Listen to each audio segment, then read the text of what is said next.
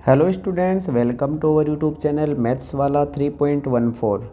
Students, आज की इस वीडियो में हम देखने वाले हैं क्लास 8th के मैथ्स का चैप्टर नंबर 4। चैप्टर नंबर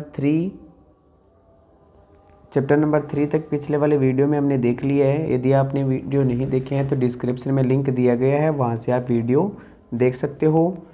तो पिछले वाले वीडियो तक हमने चैप्टर नंबर 3 तक कर लिया है।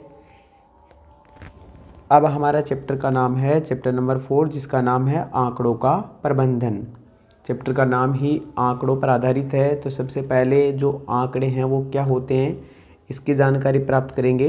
तो जानकारी प्राप्त करने से पहले यदि आप इस चैनल पर नए हो तो वीडियो को लाइक और चैनल को सब्सक्राइब करना बिल्कुल ना भूलें।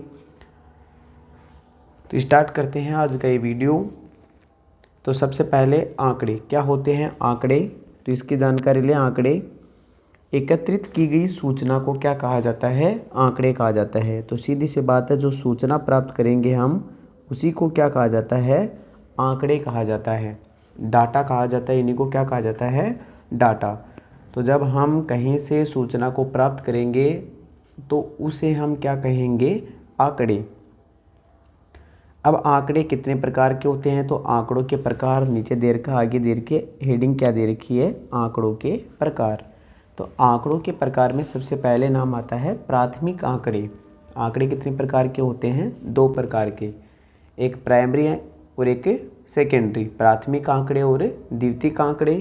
तो प्राथमिक आंकड़े क्या हो जाएंगे, यहाँ से परिभाषा देखें तो जो आंकड़े सर्वेक्षण के उद्देश्य के अनुसार पहली बार मौलिक रूप में संकलित किए जाते हैं। कौन सी बार, पहली बार। यदि पहली बार मौलिक रूप से आंकड़े यदि संकलित किए जा रहे हैं, एकत्रित किए जा रहे हैं, इकट्ठे किए जा रहे हैं, तो उन्हें क्या कहेंगे, प्राथमिक आंकड़े। सीधी सी, यदि कोई सूचना हम पहली बार एकत्रित कर रहे हैं तो वो सूचना क्या कहलाएगी, प्राथमिक। उदाहरण के लिए यदि हम समझे तो क्या हो जाएगा, गांव में चाय या कॉफ़ी पीने की आदत वाले व्यक्तियों के बारे में एकत्रित आंकड़े। एक गांव में गए, वहाँ जाकर हमने सर्वे किया कि कितने लोग चाय पीते हैं और कितने लोग कॉफ़ी पीते हैं। तो ये हमने डायरेक्ट किया है, ये सूचना हमने क्या की है, डायरेक्ट प्राप्त की है। तो जब हम किसी स्थल पर या घटना पर जाकर जो पहली बार सूचना प्राप्त करते हैं उन्हें क्या कहा जाता है, प्राथमिक आंकड़े। प्राथमिक आंकड़ों के बाद में नाम आता है कौन से, द्वितीयक आंकड़े। तो द्वितीयक आंकड़े किसे कहा जाता है, जो आंकड़े किसी प्रकाशित या अप्रकाशित साधनों या स्रोतों जैसे समाचार पत्र या फिर निजी प्रकाशन द्वारा एकत्रित किए जाते हैं। जो आंकड़े प्रकाशित या अप्रकाशित साधन, प्रकाशित मतलब हो गया जैसे कोई बुक है उसमें से एकत्रित कर रहे हैं, या फिर कोई जैसे कोई रजिस्टर हो उसमें कोई आंकड़े लिखे हुए हैं, उनसे हम यदि उनसे एकत्रित करें सूचना को तो वो आंकड़े कौन से हो जाएंगे, द्वितीयक आंकड़े। जैसे अप्रकाशित साधन समाचार पत्र हो गया, समाचार पत्र से यदि हम कोई सूचना ले रहे हैं तो वो क्या हो जाएगा, द्वितीयक आंकड़ा हो जाएगा। किसी निजी प्रकाशन है, किसी की कोई बुक है, किसी व्यक्ति की कोई पर्सनल बुक है, उसमें से हम यदि कोई आंकड़ा निकाल रहे हैं बाहर तो वो क्या हो जाएगी, द्वितीयक आंकड़े हो जाएंगे। द्वितीयक आंकड़ों के लिए जैसे हम एक उदाहरण लेते हैं यहाँ पर, जैसे घटना हुई, मान लेते हैं कोई घटना घटी, उस घटना से हमने कोई सूचना प्राप्त की, उस घटना से क्या प्राप्त की हमने, सूचना। तो ये पहली बार सूचना प्राप्त कर रहे हैं तो वो तो हो जाएगी प्राथमिक, क्या हो जाएगी, प्राथमिक सूचना या प्राथमिक आंकड़े। जब इसी सूचना को हम आगे भेजेंगे, इसी सूचना को जब हमसे कोई लेगा, जैसे कोई मीडिया वाला है, किसी घटना स्थल पर गए तो वहाँ से वो मीडिया वाला जब कोई सूचना एकत्रित कर रहा है, वहाँ घटना स्थल पर डायरेक्ट जाकर प्रत्यक्ष रूप से वो सूचना एकत्रित कर रहा है, तो वो क्या हो जाएगा, प्राथमिक आंकड़े हो जाएंगे। जब उसी को प्रिंट समाचार पत्र में क्या करेंगे, प्रिंट करेंगे। अब ये सूचना कहाँ जाएगी, समाचार पत्र में। अब समाचार पत्र से हम पढ़ेंगे, समाचार पत्र से हम उन सूचनाओं को क्या पढ़ेंगे, सूचनाओं को हम ग्रहण करेंगे। तो ये सूचना अब क्या कहलाएगी, द्वितीयक आंकड़े कहलाएंगे। क्या कहलाएंगे, द्वितीयक आंकड़े। तो जब भी हम किसी नोटबुक या फिर समाचार पत्र या कोई भी प्रकाशित या अप्रकाशित साधन हो उसमें से यदि हम कोई आंकड़े एकत्रित कर रहे हैं, सूचना प्राप्त कर रहे हैं, तो वो क्या हो जाएंगे, द्वितीयक आंकड़े। तो ये प्राथमिक और द्वितीयक आंकड़े हो समझ में आ गए होंगे। अब हमारा जो चैप्टर रियल में जो चैप्टर है वो आलेख है। क्या है? आलेख। तो आलेख कितने प्रकार के होते हैं? तो सबसे पहले आलेख के प्रकार पढ़ेंगे। वैसे हमारे ये अब की बार जो नया सिलेबस है 30% हटा है, उसमें जो आलेख है वो हट गए हैं, लेकिन यदि हम थोड़ी बहुत जानकारी प्राप्त करें तो ये हमारे लिए क्या रहेगा? बेटर रहेगा। तो सबसे पहले आलेख के प्रकार। सबसे पहले आता है चित्रालेख। नाम से ही पता चल रहा है चित्र प्लस आलेख। आलेख यानी तो ग्राफ हो गया, और चित्र का मतलब संकेत हो गए। कोई भी हमें चित्र दे रखा होगा तो चित्रालेख की परिभाषा बनाए तो क्या बनाएंगे? संकेतों का प्रयोग करते हुए आंकड़ों का चित्रीय निरूपण करना। क्या करना? संकेतों का प्रयोग करके, संकेतों का प्रयोग करके किसी आंकड़ों का चित्रण करना, सूचना को बताना। जैसे हम किसी संकेत ले लें, उसके माध्यम से यदि हम कोई सूचना दे रहे हैं किसी को, तो वो क्या हो जाएंगे? चित्रालेख हो जाएंगे। जैसे हमने एक मुँह बनाया, एक क्या बनाया हमने? मुँह। ये एक मुँह हो गया, और मुँह बनाने के बाद में हमने संकेत दे दिया कि ये एक मुँह है, वो 10 व्यक्तियों को दर्शा रहा है। कितने व्यक्तियों को दर्शा रहा है? 10 व्यक्तियों को। तो यहाँ पर हमें 10 मुँह बनाने की आवश्यकता नहीं है, ये इमोजी है। हमें क्या कर दिया? हमने एक मुँह बनाने के बाद में लिख दिया कि ये 10 व्यक्तियों के बराबर है। तो ये हमने क्या दे दिया? संकेत दे दिया। ये क्या दे दिया हमने? संकेत। तो संकेतों के माध्यम से किसी बात को या किसी सूचना को आगे पहुँचाना क्या कहलाता है? चित्रालेख। जैसे हमने एक गाड़ी बनाई, क्या बनाई? एक गाड़ी।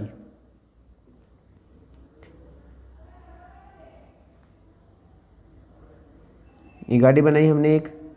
अब यदि इस गाड़ी को हम नाम बता दें कि ये गाड़ी है वो 100 गाड़ियों के बराबर है। कितनी गाड़ियों के बराबर है? 100 गाड़ियों के। तो ये एक संकेत हो गया कि जब आपको एक गाड़ी का चित्र दिखे तो आपको 100 गाड़ियाँ माननी है। तो ये संकेतों के माध्यम से यदि हम कोई आलेख बनाए तो उसको क्या कहा जाएगा? चित्रालेख कहा जाएगा।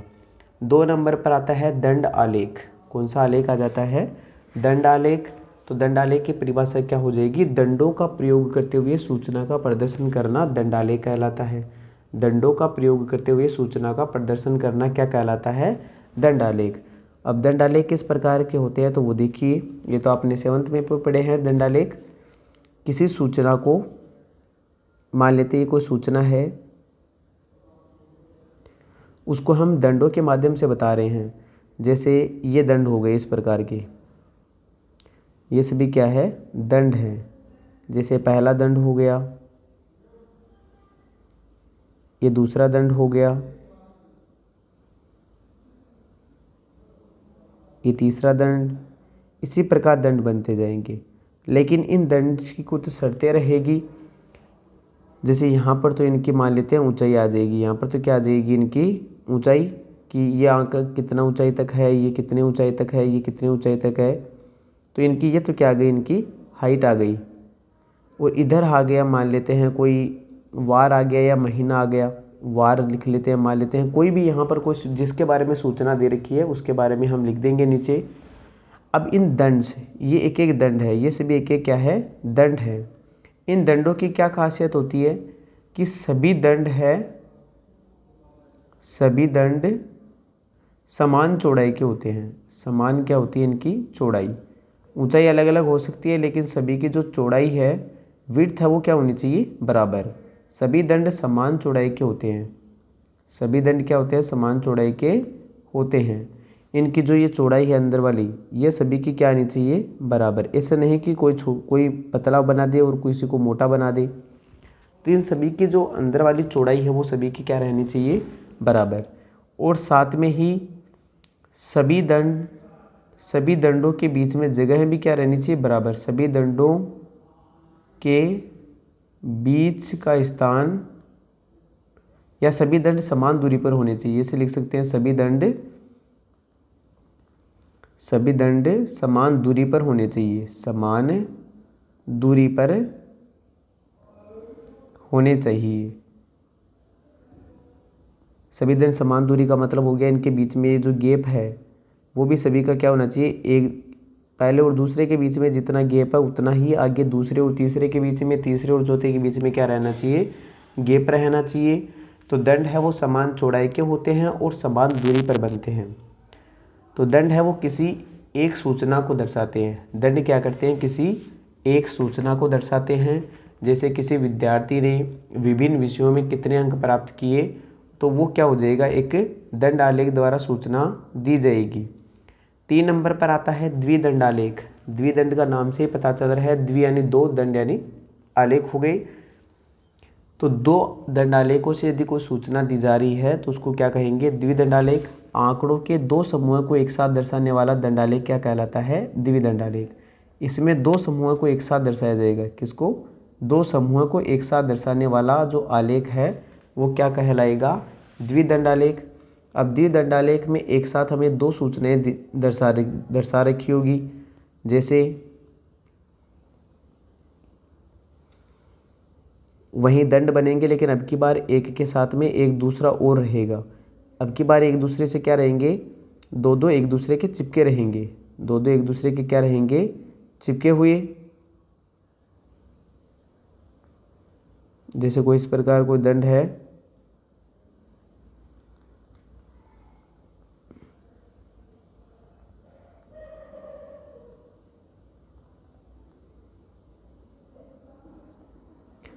तो 2 दंडालेख हैं वो एक दूसरे क्या हो रहे हैं, चिप रखे हैं, एक दूसरे से चिपके हुए हैं। तो ये कौन से हो गए, द्विदंडालेख। यहाँ पर मान लेते हैं इनकी कोई, हमें जो क्वेश्चन में दे रखा होगा वो यहाँ पर इनके हाइट है या फिर कोई अंक है वो आ जाएंगे। यहाँ पर मान लेते हैं ए के अंक है, ये बी के अंक है, ये ए का अंक है, ये बी का अंक, ये ए और ये बी। तो यहाँ पर मान लेते हैं 2 विद्यार्थी या फिर 2 स्टूडेंट्स के अंकों की क्या की गई है, तुलना की गई है। जब अंकों की तुलना की जाए या फिर 2 सूचनाओं को एक साथ दर्शाना होता है तो हमें क्या बनाने होते हैं, द्विदंडालेख बनाना होता है। अब हमारा जो रियल चैप्टर है वो यहीं से स्टार्ट होता है, पाई चार्ट से। कहाँ से, पाई चार्ट, क्योंकि ऊपर वाला पार्ट है वो हमारे सिलेबस से थोड़ा सा हट गया है, लेकिन फिर भी जानकारी रखना हमें आवश्यक है। तो पाई चार्ट या फिर वर्तालेख, वर्तालेख से नाम से ही पता चल रहा है, वर्त यानी वर्त बनेगा, पूरा सर्किल बनेगा गोल। तो उस माध्यम से, वर्त के माध्यम से यदि कोई सूचना हम दे रहे हैं तो उसे कहेंगे वर्त आलेख या फिर पाई चार्ट। याद रहे ये प्रश्न आपके लगभग 5 या 6 नंबर का क्वेश्चन आता है बोर्ड एग्जाम में, तो इसको अच्छे से देखना है आपको। पाई चार्ट या फिर वर्तालेख, तो इसकी परिभाषा क्या हो जाएगी, इसकी डेफिनेशन क्या होगी, आंकड़ों को वर्तीय रूप में निरूपण करना। क्या करना, वर्तीय रूप में निरूपित करना क्या कहलाता है, पाई चार्ट या फिर वर्त आलेख। तो आंकड़ों को वर्तीय रूप में निरूपित करना क्या कहलाएगा, पाई चार्ट।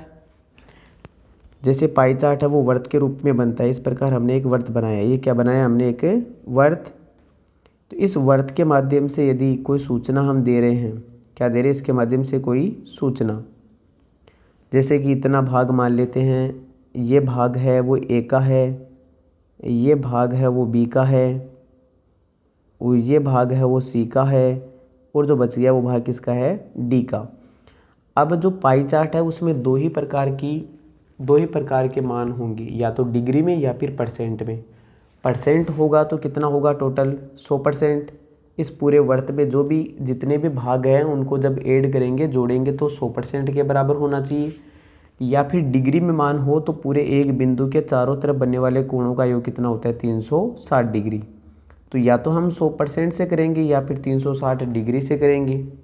अब कब हमें परसेंट से करना और कब हमें डिग्री से करना है, तो जब भी 100 के आसपास वाली संख्या दे रखी हो, जैसे 50 दे रखा हो, 150 दे रखा हो, टोटल 200 दे रखा हो, या फिर 500, इस प्रकार की संख्या दे रखी हो, तब तो हमें 100% का यूज़ करना है पाई चार्ट बनाते समय, या फिर पाई चार्ट से कोई क्वेश्चन हल करना है तो। या फिर 360 यदि क्वेश्चन में आपके पास 180 दे रखा हो, टोटल क्या दे रखा हो, टोटल, यदि विभिन्न सूचनाओं के बाद में यदि जो टोटल बनाया होता है नीचे उनकी संख्याओं का योग यदि 180 हो, 360 हो, 720 हो, 540, मतलब 18 का पहाड़ा या 36 का पहाड़े वाली कोई संख्या हो, तो उस टाइम हमें कितना लेना है, 360 डिग्री लेना है। पाई चार्ट बनाते समय हमें क्या लेना है, यदि पाई चार्ट बनाया हुआ होगा तो वो या तो परसेंट से बनाया होगा या 360 डिग्री से बनाया होगा, तो वो तो कर लेंगे। लेकिन यदि हमें पाई चार्ट खुद को बनाना हो तो हमें क्या करना है, या तो परसेंट से या फिर डिग्री से करना होता है। तो आगे हम देखेंगे क्वेश्चन के माध्यम से। तो जब हम वर्त के माध्यम से कोई सूचना दे रहे होते हैं तो उसको क्या कहा जाता है, पाई चार्ट। अब देखते हैं हमारी प्रश्नावली जो 4.1 है। अब स्टार्ट हो गई है प्रश्नावली 4.1, जिसका पहला प्रश्न है, किसी शहर के युवा व्यक्तियों के एक समूह का यह जानने के लिए सर्वे किया गया कि उपशास्त्रीय वे या फिर किस प्रकार का संगीत पसंद करते हैं। क्या करते हैं, उपशास्त्रीय। पहले उपशास्त्रीय कहाँ से आ गया इसमें,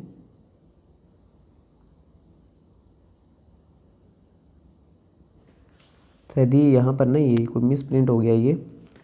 यह के लिए ये सर्वे किया गया कि किस प्रकार का संगीत पसंद करते हैं। युवा व्यक्तियों से किसी शहर में गए और युवा व्यक्तियों से जाकर वहाँ पर सर्वे किया गया कि आपको किस प्रकार का जो संगीत है वो पसंद है। तो इनसे प्राप्त आंकड़ों को संलग्न पाई चार्ट में दर्शाया गया है। इनसे जो सूचना मिली है उसको किस में दर्शा रखा है हमने, पाई चार्ट में। तो इस पाई चार्ट से निम्न प्रश्नों के उत्तर दीजिए। नीचे ये पाई चार्ट बनाया हुआ है, ये पाई चार्ट क्वेश्चन में दे रखा है। हमें केवल पाई चार्ट को देखकर क्वेश्चन के क्या देने हैं, आंसर देने हैं।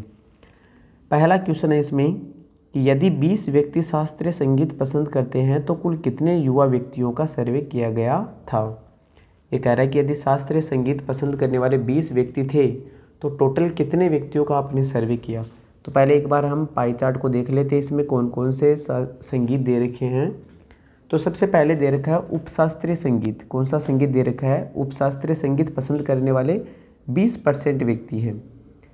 जितने व्यक्तियों का सर्वे किया गया था उनमें 20% व्यक्ति है वो उपशास्त्रीय संगीत पसंद करते हैं, 10% है वो शास्त्रीय संगीत पसंद करते हैं, 30% लोक संगीत पसंद करते हैं, और सबसे ज़्यादा जो 40% दे रखा है वो है मनोरंजक संगीत। कौन से, मनोरंजक संगीत।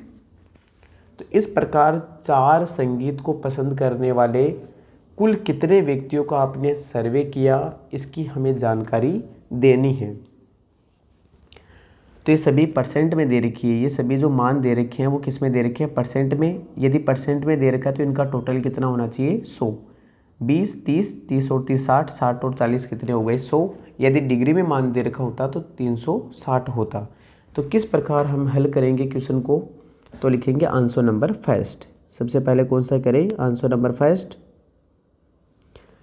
यदि 20 व्यक्तियों का शास्त्रीय संगीत पसंद करते हैं, कितने व्यक्ति, 20 व्यक्ति, तो हम यहाँ लिखेंगे शास्त्रीय संगीत पसंद करने वाले व्यक्तियों की संख्या। शास्त्रीय, एक एक प्रश्न को हम आराम से समझेंगे क्योंकि ये बड़ा क्वेश्चन आएगा। यहाँ से लिखेंगे शास्त्रीय संगीत पसंद करने वाले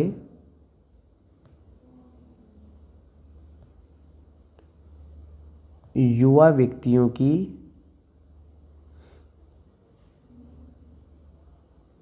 संख्या बराबर क्वेश्चन में कितनी दे रखी है,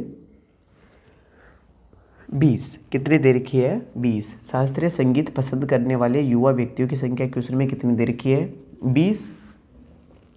लेकिन हमारे क्वेश्चन डायग्राम के अनुसार या फिर पाई चार्ट के अनुसार शास्त्रीय संगीत पसंद करने वाले कितने व्यक्ति हैं, 10 व्यक्ति हैं। पाई चार्ट के अनुसार कितने व्यक्ति दे रखे हैं, 10% व्यक्ति। तो शास्त्रीय संगीत पसंद करने वाले इधर तो दे रखे हैं 20, और क्वेश्चन में जो पाई चार्ट बना हुआ है उसमें दे रखे हैं 10%। इसका मतलब 10% की वैल्यू कितनी दे रखी है, 20। तो हम यहाँ से लिखेंगे प्रश्नानुसार। किसके अनुसार है, प्रश्नानुसार। प्रश्न में जो पाई चार्ट बना हुआ है उसके अनुसार शास्त्रीय संगीत पसंद करने वाले कितने हैं, 10%, और 10% का मान कितना दे रखा है, 20। क्योंकि 10% भी शास्त्रीय संगीत पसंद करने वाले व्यक्ति हैं और 20 भी क्या है, शास्त्रीय संगीत पसंद करने वाले व्यक्ति। तो दोनों आपस में क्या होंगे, बराबर, क्योंकि व्यक्ति तो वही होंगे शास्त्रीय संगीत पसंद करने वाले। केवल एक तो वैल्यू दे रखी है परसेंट और एक दे रखी है सिंपल वैल्यू। तो जो परसेंट वाली वैल्यू है वो सिंपल वैल्यू की क्या होगी, इक्वल होगी, बराबर होगी। तो यहाँ पर 10% का मान कितना दे रखा है, 20। तो हम यहाँ से 1% का मान निकालेंगे तो 1% का मान कितना हो जाएगा, 20, वो जो 10 ऊपर था वो कहाँ चला जाएगा, नीचे। कहाँ चला जाएगा, नीचे। नीचे बटे में चला जाएगा। और 20 से 10 कट के कितना आ जाएगा, 2 युवा। कितने युवा, 2 युवा। 1% के बराबर हो जाएंगे 2 युवा। लेकिन हमने 1% का सर्वे नहीं किया है, हमने टोटल 100% का सर्वे किया है। तो जब 1% का मान 2 युवा हो तो हमें कितने % का मान चाहिए, 100% का। तो 2 को गुणा कर देंगे किससे, 100 से। और 2 को 100 से गुणा करेंगे तो कितने व्यक्ति हो जाएंगे, 200 व्यक्ति। तो टोटल कितने व्यक्तियों का सर्वे किया गया था, 200 व्यक्तियों का। तो ये तो हो जाएगा आंसर नंबर फर्स्ट कि टोटल कितने व्यक्तियों का सर्वे किया गया, तो 200 व्यक्तियों का क्या किया गया था, सर्वे।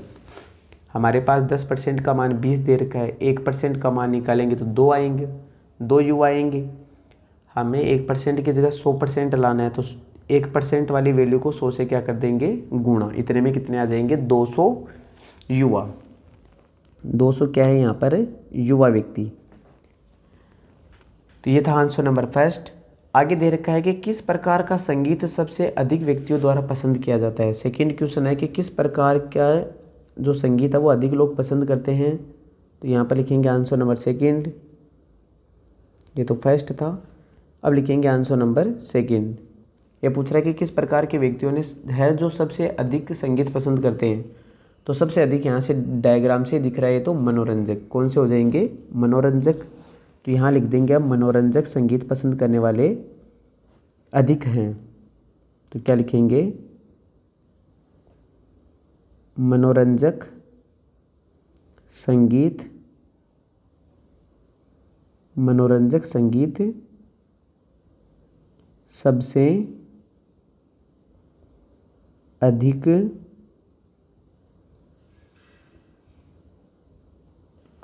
युवा व्यक्तियों द्वारा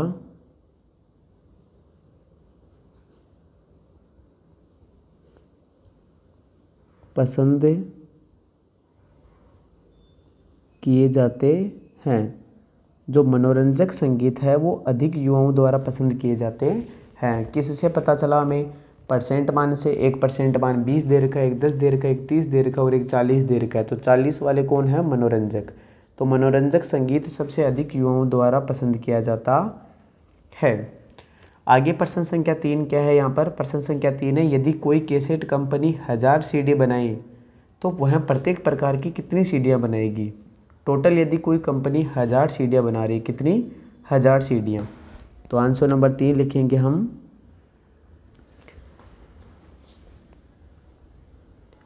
तो लिखेंगे यहाँ पर कुल सीडियों की संख्या, कुल सीडी की संख्या। तो कुल सीडी की संख्या कितनी दे रखी है, 1000।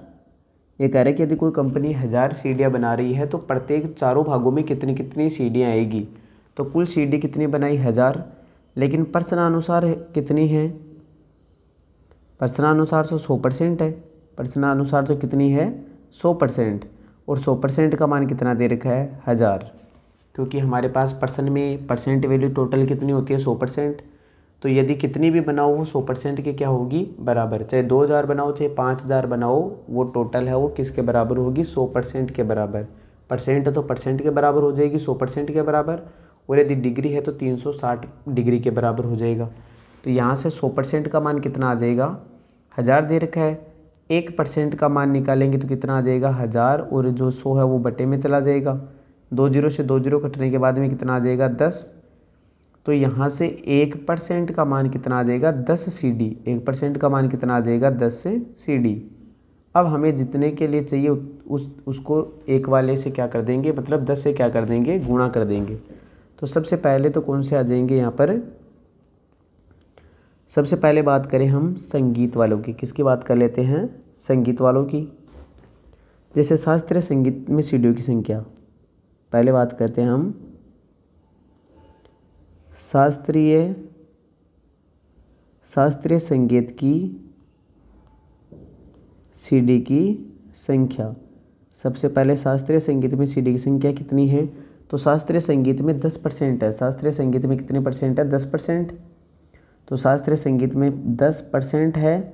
यहाँ से जब हम परसेंट को हटाएंगे तो 10 को गुणा कर देंगे किससे, 10 से, क्योंकि यहाँ 1% का मान 10 दे रखा है, तो 10% का मान कितना हो जाएगा, 100 CD। कितनी CD हो जाएगी, 100 CD। जब 10% का मान 1% का मान 10 दे रखा है, तो 10% का सीधा सा कितना हो जाएगा, 100 CD। आगे देख रहे हैं शास्त्रीय के बाद में देखते हैं किसका, मनोरंजक का। तो लिखेंगे मनोरंजक संगीत की CD की संख्या। तो मनोरंजक के लिए कितना है, 40%। पूरा मान निकालेंगे तो 40 को गुणा कर देंगे किससे, 10 से, तो कितना आ जाएगा, 400 CD।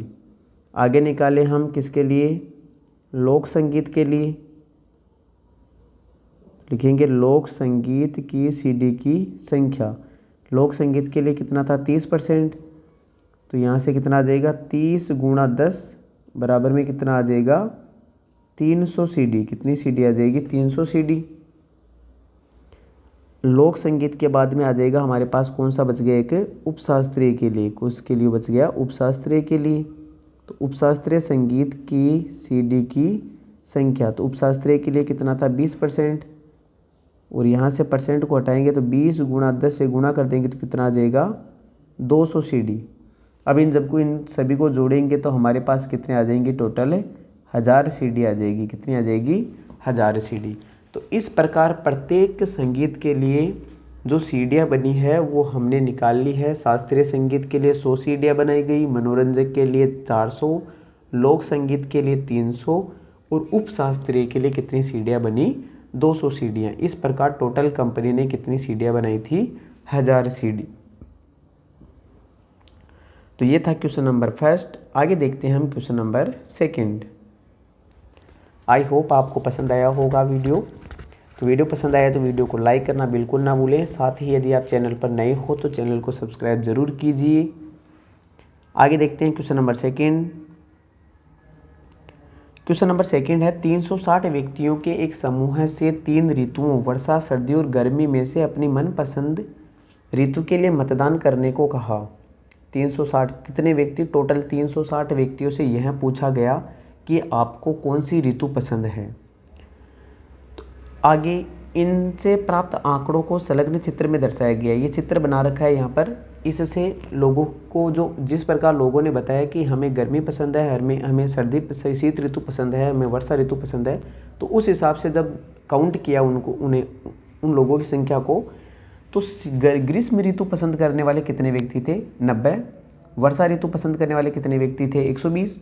और शीत ऋतु पसंद करने वाले कितने थे, 150। इस प्रकार टोटल 360 व्यक्तियों का क्या किया गया, सर्वे।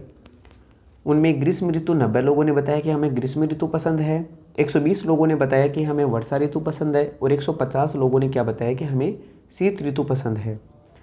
आगे प्रश्न संख्या 1 है कि किस ऋतु को सबसे अधिक मत मिले। तो ये तो बिल्कुल आसान प्रश्न हो गया। डायग्राम को देखकर है, केवल चित्र को देखकर आपको बताना है कि किस ऋतु में सबसे अधिक मत मिले। तो यहाँ पर सबसे अधिक कितना है, 150। तो शीत ऋतु के लिए, किस ऋतु के लिए, शीत ऋतु के लिए। तो हम आंसर नंबर लिखेंगे फर्स्ट कि शीत ऋतु अधिक व्यक्तियों द्वारा पसंद,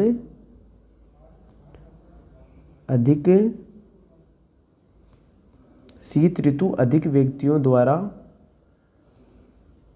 पसंद की जाती है। कौन सी ऋतु है जो अधिक लोगों द्वारा पसंद की जाती है, तो शीत ऋतु, क्योंकि शीत ऋतु का मान है वो सबसे ज़्यादा है। शीत ऋतु में 150 व्यक्ति हैं।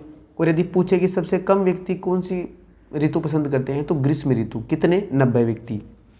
आगे देखते हैं question number second. Question number second है इसी का, प्रत्येक त्रिज्य खंड का केंद्रीय कोण ज्ञात कीजिए। ये प्रत्येक त्रिज्य है, क्या है यहाँ पर, त्रिज्य, मिसप्रिंट हो गया लिखने में, त्रिज्य खंड है। ये कौन सा खंड है, त्रिज्य खंड। जैसे यहाँ पर 3 त्रिज्य खंड बने हुए हैं, तो 3 त्रिज्य खंडों के केंद्रीय कोण ज्ञात करने में, क्या ज्ञात करने हैं, केंद्रीय कोण। तो सबसे पहले हम ग्रीष्म ऋतु का केंद्रीय कोण ज्ञात कर लेते हैं। किसका, ग्रीष्म ऋतु का केंद्रीय कोण। तो यहाँ पर लिखेंगे ग्रीष्म ऋतु का केंद्रीय कोण। ग्रीष्म ऋतु का केंद्रीय कोण, ग्रीष्म ऋतु का केंद्रीय कोण। तो केंद्रीय कोण ज्ञात करने के लिए किस प्रकार हम केंद्रीय कोण ज्ञात करते हैं। तो सबसे पहले तो ग्रीष्म ऋतु को पसंद करने वाले कितने हैं, 90। कितने में से, 360 में से, और केंद्रीय कोण ज्ञात करने के लिए 360 डिग्री से क्या करना है, गुणा। तो इस प्रकार हमें केंद्रीय कोण प्राप्त होता है कि जितने पसंद करते हैं या जितने भाग बनाना है, पहले क्या बनाना है, भाग। तो ग्रीष्म ऋतु को पसंद करने वाले कितने भाग हो जाएगा, 90/360। 90/360 का मतलब है 90 व्यक्ति पसंद करते हैं 360 में से, और यदि इसको केंद्रीय कोण बनाना है तो 360 से क्या करना होगा, गुणा। 360 से 360 कैंसिल हो जाएगा और यहाँ पर आंसर कितना आ जाएगा, 90 डिग्री। तो ग्रीष्म ऋतु का केंद्रीय कोण कितना आ गया, 90 डिग्री। इसी प्रकार शीत ऋतु का निकालें तो लिखेंगे शीत ऋतु का केंद्रीय कोण, शीत ऋतु का केंद्रीय कोण। तो शीत ऋतु के केंद्रीय कोण, शीत ऋतु को पसंद करने वाले कितने, 150। कितने में से, 360 में से, और गुणा कर देंगे किसे, 360 डिग्री से। 360 से 360 कैंसिल हो जाएगा और कितना आ जाएगा, 150 से डिग्री। तो शीत ऋतु का केंद्रीय कोण 150 डिग्री आ जाएगा। अब आ जाएगा कौन सा, वर्षा ऋतु। तो लिखेंगे वर्षा ऋतु का केंद्रीय कोण। तो वर्षा ऋतु को पसंद करने वाले कितने, 120। कितने में से, 360 में से, और गुणा कर देंगे किसे, 360 डिग्री से, कैंसिल हो जाएंगे और कितना आ जाएगा, 120 डिग्री। तो ग्रीष्म ऋतु को का केंद्रीय कोण है वो 90 डिग्री आ गया, शीत ऋतु का केंद्रीय कोण है वो 150 डिग्री, और वर्षा ऋतु का केंद्रीय कोण कितना आ गया, 120 डिग्री। तो ये था हमारा त्रिज्य कोण ज्ञात करने का। अब है तीसरा प्रश्न है, इस सूचना को दर्शाने के लिए एक पाई चार्ट खींचिए।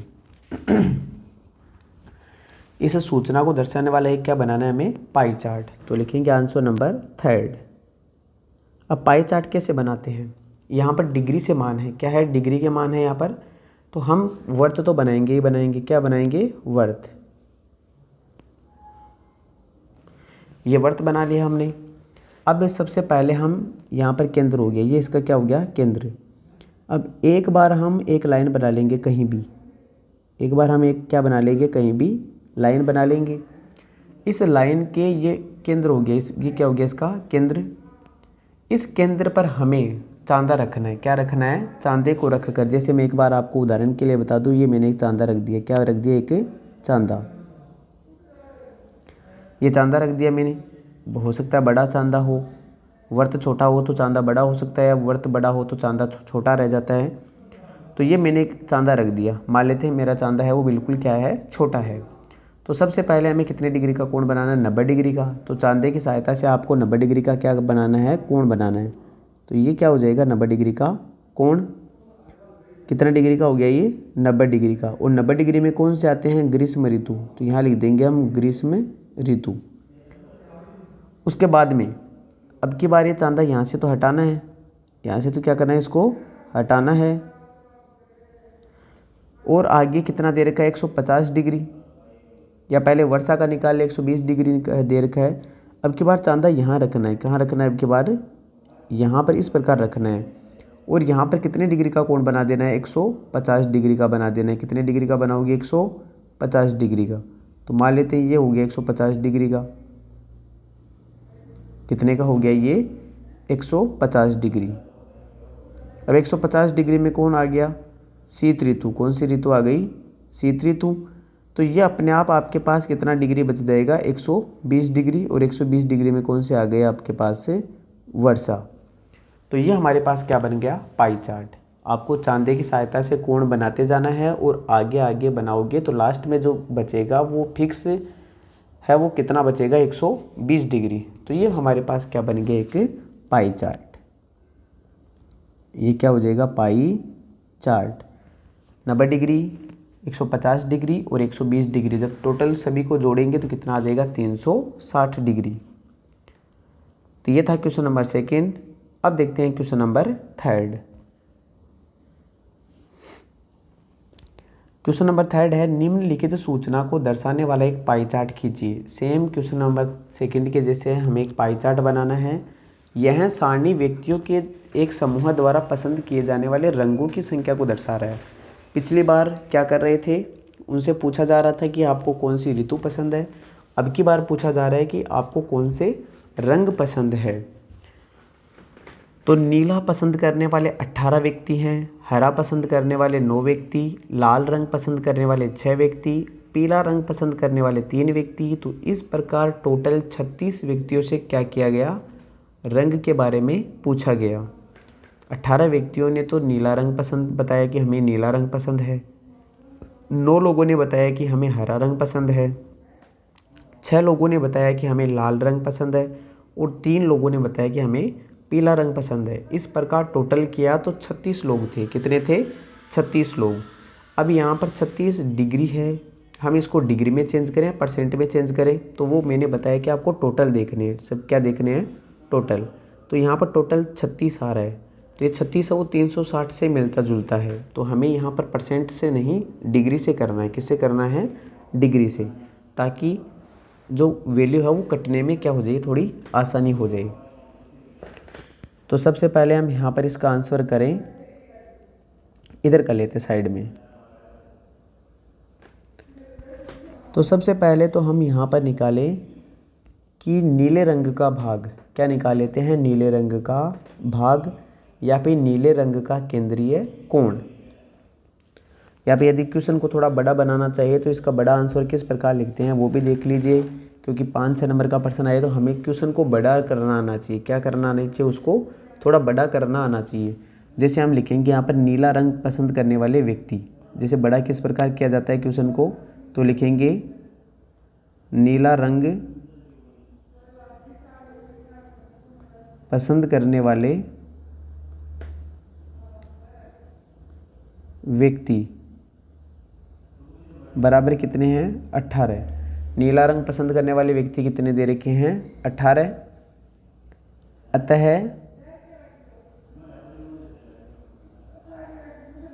नीला रंग का भाग, नीला रंग का, अब भाग किस प्रकार बनाया जाता है?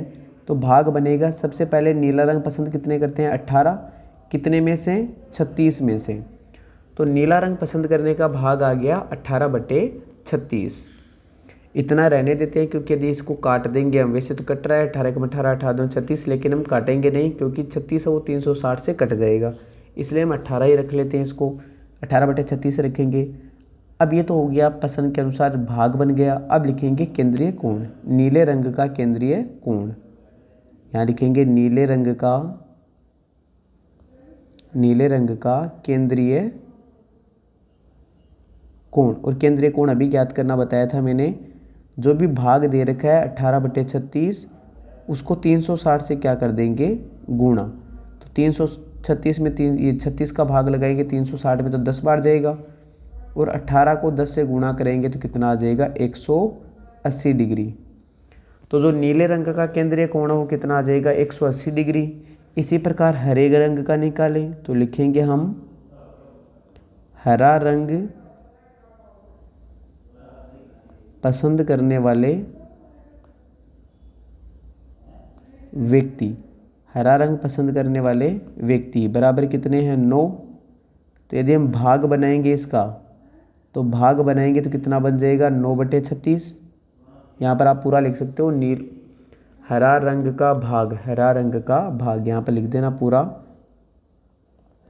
हरा रंग का भाग, हरा रंग का क्या हो जाएगा? भाग 9/36।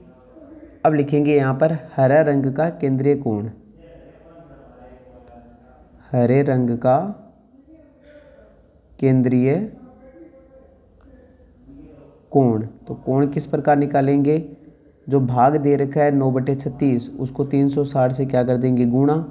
360 से 36, ये कट जाएगा यहाँ पर कितनी बार? 10 बार, और 90 को 9 को 10 से गुणा करेंगे तो कितना आ जाएगा? 90 डिग्री। कितना आ जाएगा? 90 डिग्री। आगे निकाले लाल रंग का, किसका निकाले? तो लिखेंगे लाल रंग पसंद करने वाले व्यक्ति। तो लाल रंग पसंद करने वाले व्यक्ति कितने हैं? 6। भाग बनाएंगे तो कितना आ जाएगा? 6/36। और केंद्रीय कोण बनाएंगे इसका, अब एक बार लिख दिया मैंने ऊपर, आप यदि और लिखना चाहते हो तो ऊपर देख के लिख सकते हो। लिखेंगे लाल रंग का केंद्रीय कोण, केंद्रीय कोण, तो केंद्रीय कोण सीधा लिख रहा हूँ मैं। केंद्रीय कोण कितना हो जाएगा? 6/36 गुणा कर देंगे किससे? 360 डिग्री से, ये कट जाएगा 10 बार, और 6 को 10 से गुणा करेंगे तो कितना आ जाएगा, 6 गुणा 10 बराबर कितना हो जाएगा, 60 डिग्री। अब आगे देखते हैं, लास्ट बचा है हमारे पास पीला। तो पीला रंग पसंद करने वाले, पीला रंग पसंद करने वाले व्यक्ति, पीला रंग पसंद करने वाले व्यक्ति कितने हैं, 3। यदि भाग बनाएंगे हम इसका तो कितना बनेगा, 3/36। और हम केंद्रीय कोण बनाएंगे, क्या बनाएंगे अब, केंद्रीय कोण। केंद्रीय कोण कितना बनेगा, 3/36 गुणा कर देंगे किससे, 360 डिग्री से। 36 360 कट गया 10 बार, तो आंसर कितना आ जाएगा, 30 डिग्री। कितना डिग्री आ जाएगा, 30 डिग्री। तो एक तो आ गया 90 डिग्री, 180 डिग्री, एक आ गया 90 डिग्री, एक आ गया 60 डिग्री और एक आ गया 30 डिग्री। अब हम इसका क्या बनाएंगे, पाई चार्ट। तो इधर हम इसका पाई चार्ट बना लें साइड में।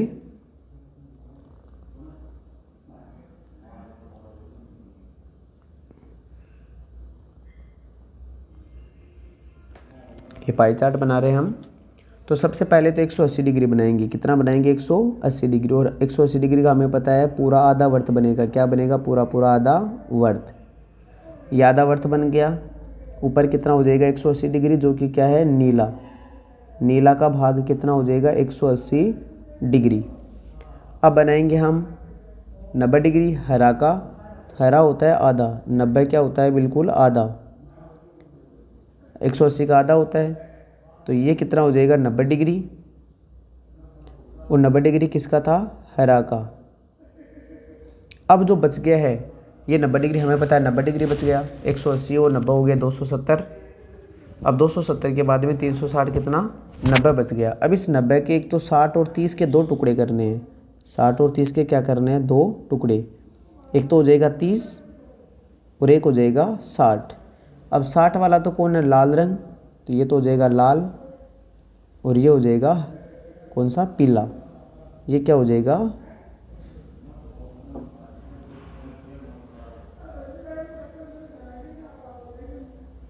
ये हो जाएगा आपके पास से पीला। तो नीले का भाग हो गया 180, लाल का भाग हो गया 60, पीले का भाग हो गया 30 डिग्री और हरे का भाग कितना हो जाएगा, 90 डिग्री। और ये हमारे पास क्या बन गया, पाई चार्ट। इस प्रकार आपको चांदे की सहायता से कोण बना लेने हैं और पाई चार्ट आपका तैयार हो जाएगा। अब आगे नेक्स्ट क्वेश्चन है 4 नंबर। संलग्न पाई चार्ट एक विद्यार्थियों द्वारा किसी परीक्षा में हिंदी अंग्रेजी क्या क्या दे रखा है, हिंदी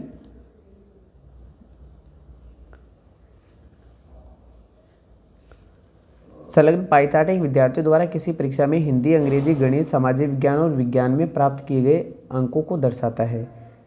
यदि उस विद्यार्थी द्वारा प्राप्त किए गए कुल अंक 540 थे तो निम्न प्रश्नों के उत्तर दीजिए। ये कह रहा है कि एक विद्यार्थी ने विभिन्न विषयों में क्या प्राप्त किए, अंक प्राप्त किए।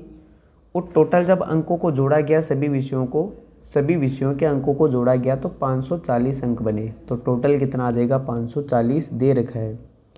अब 540 यहाँ दे रखा है, पाई चार्ट में दे रखा है हमारे पास। गणित में वो 90 डिग्री प्राप्त कर रहा है, सामाजिक में 65 डिग्री अंक प्राप्त कर रहा है, विज्ञान में 80 डिग्री अंक प्राप्त किए, हिंदी में 70 डिग्री प्राप्त किए और अंग्रेजी में 55 डिग्री अंक प्राप्त किए। लेकिन हमें अंकों की संख्या निकालनी है, डिग्री से हमें क्या पता चलेगा। तो यहाँ पर पहला प्रश्न दे रखा है कि किस विषय में उस विद्यार्थी ने 105 अंक प्राप्त किए। अब ऐसे तो पता नहीं चलेगा, तो हम क्या करते हैं, सभी विषयों के अंक निकाल लेते हैं। सभी विषयों के क्या निकाल लेते हैं, अंक। तो यहाँ पर एक बार हम इसका क्या करें, आंसर करें। अब आंसर करने से पहले थोड़ी थ्योरी वाला जो इसका, हम जैसे क्वेश्चन को बड़ा बनाना चाहिए तो किस प्रकार बड़ा बनाएंगे, तो लिखेंगे, देखिए यहाँ पर जो डिग्री में मान होता है वो टोटल होता है 360 और क्वेश्चन में दे रखा है कि वो 540 नंबर ला रहा है टोटल। तो 360 डिग्री का मान कितने के बराबर होगा, 540 के बराबर। 360 का मान किसके बराबर होगा, 540 के बराबर। तो यहाँ से लिखेंगे कि सभी विषयों में विद्यार्थी द्वारा प्राप्त किए गए अंक,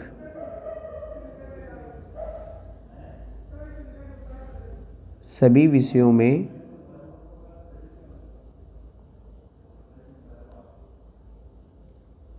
विद्यार्थी द्वारा प्राप्त किए गए कुल अंक, पूरे 6 के 6 सब्जेक्ट में उसने कुल कितने अंक प्राप्त किए थे? 540। कितने अंक प्राप्त किए थे? 540। लेकिन प्रश्नानुसार जो डिग्री में मान है, कुल डिग्री में मान कितना होता है? 360 डिग्री दे होता है। यदि सभी अंकों के डिग्री में मान जोड़े तो 360 डिग्री होंगे अंक, और इधर अंक दे रखा है 540, तो 360 डिग्री का मान 540 दे रखा है, तो हमें 1 डिग्री का मान निकालना है। तो 1 डिग्री का मान कितना हो जाएगा? 540/360। ये हो गया 1 डिग्री का मान। कितने डिग्री का मान हो गया? 1 डिग्री का। हम काटेंगे नहीं इसको, क्योंकि काटने से हो सकता है कि हम जब और आगे मान निकाले तो 360 कट जाए। क्या हो जाए? 360 कट जाए। तो सबसे पहले हम निकाल लेते हैं गणित विषय का। किसका निकाले एक बार? सबसे ऊपर क्या दे रखा है? गणित। तो गणित विषय के लिए तो हम लिखेंगे गणित विषय में प्राप्त किए गए अंक। गणित विषय में प्राप्त किए गए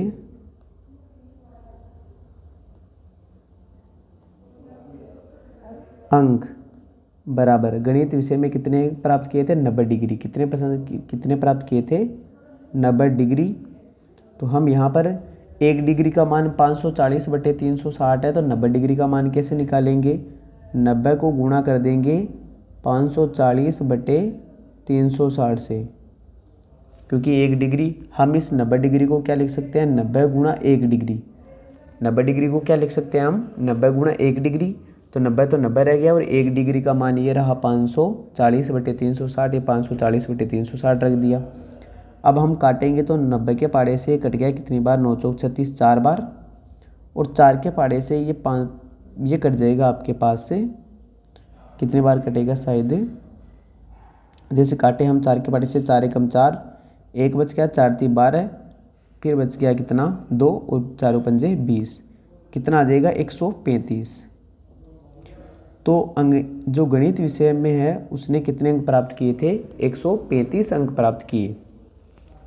आगे चलें तो गणित के बाद में बात करते हैं किसकी? अंग्रेजी की। किसकी बात करें? अंग्रेजी की। तो लिखेंगे अंग्रेजी विषय में प्राप्त किए गए अंक। अंग्रेजी में उसने कितने प्राप्त किए थे? यहाँ पर 55 डिग्री। कितने अंक प्राप्त किए थे? 55 डिग्री। तो 55 डिग्री को हटाने के लिए यहाँ से कितना मान रख दे? 540/360। यदि कटे तो काट देते हैं यहाँ पर। जैसे 0 से 0 कट गया, 18 एकम 18, 18 दूना 36, और 18 3 54।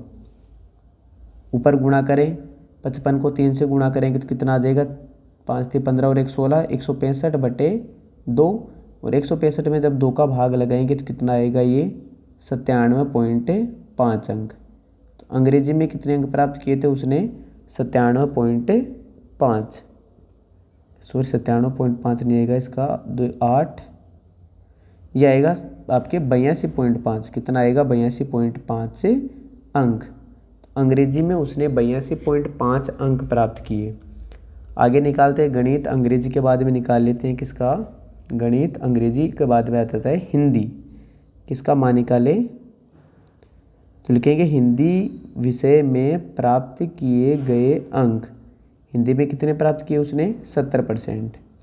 तो 70% ये 70 डिग्री है, तो यहाँ से डिग्री को हटाएं तो 70 गुणा यहाँ पर रख देंगे 540/360। 1 डिग्री वाला मान रख देंगे, तो ये कट जाएगा आपके पास कितनी बार है? वहीं 18 एकम 18, 18 दूना 36, और 18 3 54। फिर 2 के पाड़े से 70 कट गया कितनी बार? 35 बार। अब 35 को 3 से गुणा करेंगे तो कितना आ जाएगा? 35 गुणा 3, और बराबर हो जाएगा 105 अंक। कितने अंक प्राप्त किए? 105 अंक। इसी के साथ में अब आ जाएगा आपके पास से विज्ञान का। तो लिखेंगे विज्ञान विषय में प्राप्त किए गए अंक। विज्ञान में कितने प्राप्त किए थे? 80 डिग्री। कितने? 80 डिग्री। तो 80 को गुणा कर देंगे किससे? 540/360 से। 18 एकम 18, 18 दो 36 और 18 3 54, 2 के पाड़े से कट गया कितनी बार, 40 बार। और 40 को 3 से गुणा करेंगे कितना आ जाएगा, 120 अंक। कितने अंक, 120 अंक उसको किस में मिले थे, विज्ञान में। अब सबसे लास्ट में बच जाता है सामाजिक विज्ञान। तो सामाजिक विज्ञान में प्राप्त किए गए अंक, सामाजिक विज्ञान में कितने अंक प्राप्त किए थे उसने, 65 डिग्री। तो यहाँ पर हल करेंगे तो 65 गुणा 540 बटे 360, ये 2 बार कट गया, ये 3 बार कट गया, ये 5 × 15, 6 × 18 और 1 19, 195 बटे 2, भाग लगाएंगे तो ये आ जाएगा 97.5, कितना आ जाएगा, 97.5 अंक। तो इस प्रकार हमने सभी विषयों के जितने जितने अंक उसको मिले हैं वो निकाल लिए हैं। अब यदि आगे हम करें तो ये तो वैसे तो पेज ही भर गया पूरा एक में ही। तो ये कह रहा है कि उस विद्यार्थी ने गणित में, पहला प्रश्न क्या था ऊपर, कि किस विषय में उस विद्यार्थी ने 105 अंक प्राप्त किए। तो 105 अंक वो किसके आए थे, 105 यहाँ पर हिंदी के। तो यहाँ पर आंसर क्या आ जाएगा, हिंदी। पहले का आंसर क्या आ जाएगा, हिंदी। हिंदी में उसने कितने अंक प्राप्त किए थे, 105। फिर है कि उस विद्यार्थी ने गणित में हिंदी से कितने अधिक अंक प्राप्त किए। तो गणित और हिंदी में अंतर पूछा है, गणित और हिंदी में क्या पूछा है, अंतर। तो गणित में तो प्राप्त किए थे 135 और हिंदी में प्राप्त किए थे 105। तो 135 में से 105 को क्या कर देंगे, घटा देंगे। तो लिख देंगे 135 माइनस 105 बराबर कितने अंक, 30 अंक। बताओ गणित में उसने कितने अधिक अंक प्राप्त किए थे, 30। जांच कीजिए कि क्या सामाजिक विज्ञान और गणित में प्राप्त किए गए अंकों का योग विज्ञान और हिंदी में प्राप्त किए गए अंकों से योग से अधिक है। हमें सामाजिक और गणित को जोड़ना है। तो सामाजिक और गणित को जोड़ेंगे तो कितना आएगा, सामाजिक और गणित को जोड़ेंगे तो 135 और 97.5। तो 135 प्लस 97.5 जोड़ेंगे तो कितना आ जाएगा यहाँ पर, 0.5, फिर 7 और 5 12 का 2 हासिल 1, 9 और 3 12 और 1 13 का 3 हासिल 1 और 2। तो सामाजिक विज्ञान और गणित को जोड़ा तो 232.5 आया। और एक दे रखा है शायद हिंदी और विज्ञान का, विज्ञान और हिंदी का दे रखा है, विज्ञान और हिंदी। तो विज्ञान में प्राप्त किए 120, हिंदी में प्राप्त किए 105। तो 120 और 105 को जोड़ेंगे तो 100 कितने हो जाएंगे, 25, 225 कितने हो जाएंगे, 225। अब ये कह रहा है कि किसके ज़्यादा है। जांच कीजिए क्या सामाजिक विज्ञान और इस दोनों का के योग से अधिक है। हाँ बिल्कुल अधिक है। सामाजिक विज्ञान वाले तो कितना आ रहा है, सामाजिक विज्ञान और गणित का तो आ रहा है 232.5 और हिंदी और विज्ञान का आ रहा है 225।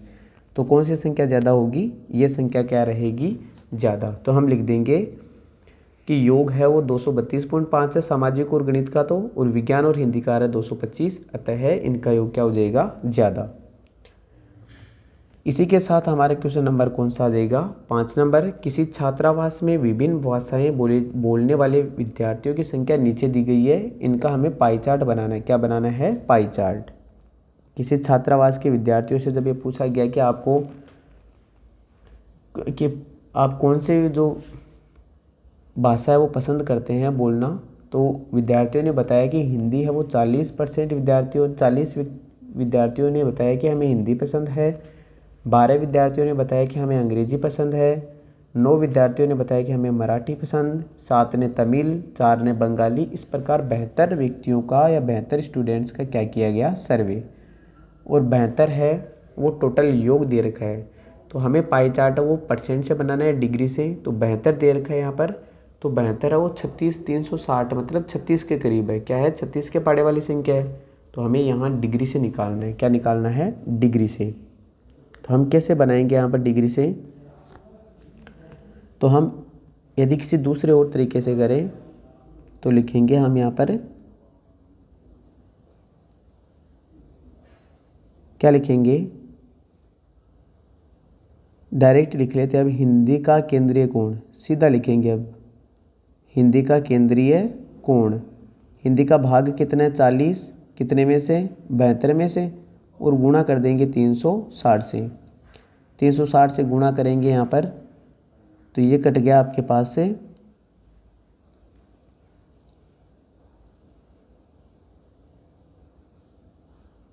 8 के पहाड़े से काट लेते हैं। 8 पंजे 40, 8 छः 48, 8 7 56 और 8 9 72। और 9 के पहाड़े से कट जाएगा, 9 चौक 36, 40 बार। तो 5 को 40 से गुणा करेंगे तो कितना आ जाएगा, ये 200। कितना डिग्री आ जाएगा, 200 डिग्री। तो जो हिंदी पसंद करने वाले व्यक्तियों का केंद्रीय कोण कितना आ जाएगा, 200। अब लिखेंगे अंग्रेजी का केंद्रीय कोण। किसका कोण है, अंग्रेजी का केंद्रीय कोण। अंग्रेजी पसंद करने वाले हैं 12, कितने में से, 72 में से, और गुणा कर देंगे किसे, 360 डिग्री से। तो 12 6 के 72 होता है और 6 के पहाड़े से 360 कट गया 60 बार। तो आंसर कितना आ जाएगा, 60 डिग्री। हिंदी अंग्रेजी के बाद में आता है मराठी। तो लिखेंगे मराठी का केंद्रीय कोण। तो मराठी के लिए केंद्रीय कोण कितना आ जाएगा, भाग तो बनेगा 9/72, उसको गुणा कर देंगे किसे, 360 से। 9 8 72 और 8 के पहाड़े से जब इसको काटेंगे या फिर 360 में 8 का भाग लगाएंगे तो 8 चौक 32 और 8 पंजे 40। कितना डिग्री आ जाएगा, 45 डिग्री। जब 360 में 8 का भाग लगाएंगे तो कितना आ जाएगा, 45 डिग्री। मराठी के बाद में आ जाएगा तमिल।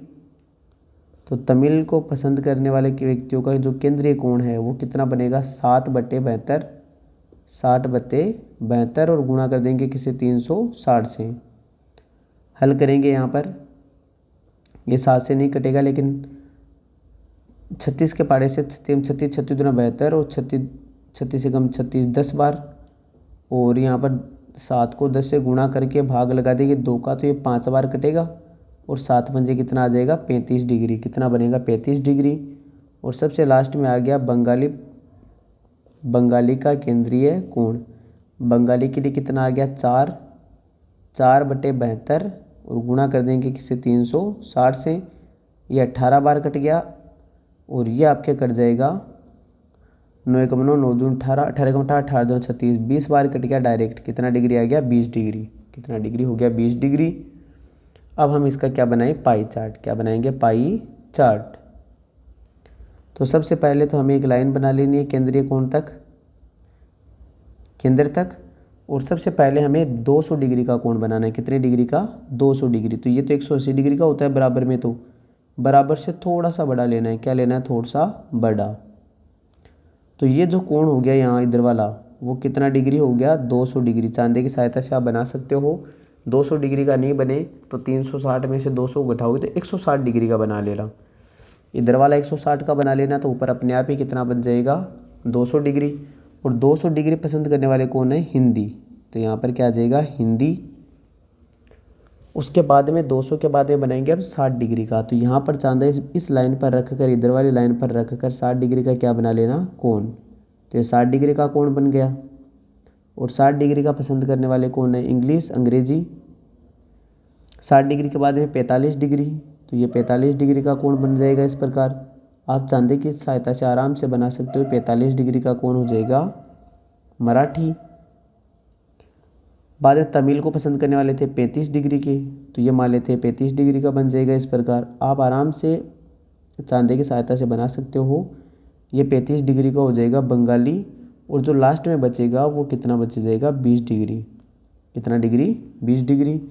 आप इनको चांदे से बनाओगे तो ये बिल्कुल आपके फिक्स जो 60 डिग्री का कोण है वो आपको 60 डिग्री का दिखेगा। यहाँ पर सभी नीचे वाले कोण मेरे हिसाब से बड़े एक जैसे लग रहे हैं, क्योंकि यहाँ से मैं चांदे से नहीं बना रहा हूँ। तो ये कौन सा हो जाएगा, ये तो तमिल का था, ये किसका था, तमिल का। और ये किसका हो जाएगा, बंगाली का। तो ये हमारे पास क्या बन गया, एक पाई चार्ट।